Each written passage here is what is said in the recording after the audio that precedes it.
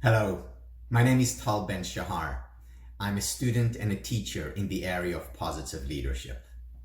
Over the past 10 years or so, I've been drawing a great deal of joy and comfort from the WOBI global community. And it therefore gives me a great pleasure to share some of my ideas about how to deal with these difficult times. Specifically, what kind of leadership is needed in these times? How can managers best guide employees through chaos and uncertainty?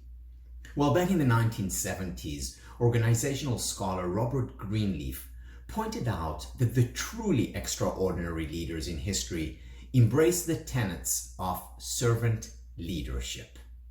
Moses and Jesus both saw themselves as servants, not just of God, but of their followers.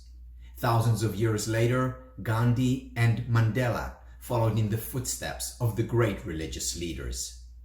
Back in 1990, in his first public address after spending 27 years in prison, Mandela said this to his fellow South Africans: "I stand here before you not as a prophet, but as a humble servant of you, the people."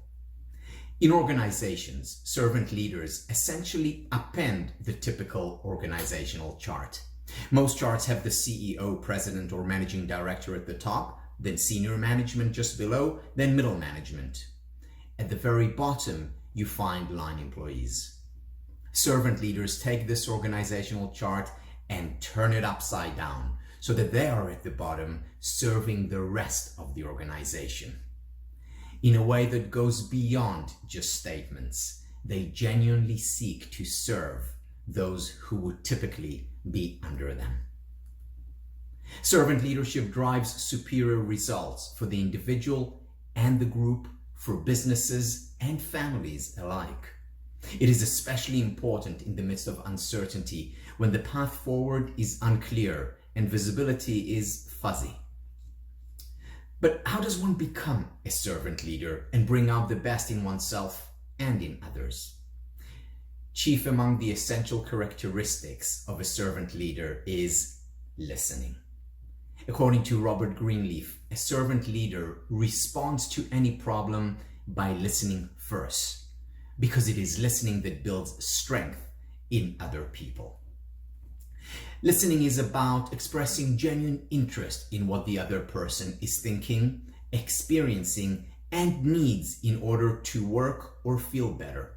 It is about cultivating trust, encouraging openness, and creating an environment that is, in the words of Harvard professor Amy Edmondson, psychologically safe. But it's not just listening to others that matters. Listening to ourselves, being attentive to our needs at this time, is no less important.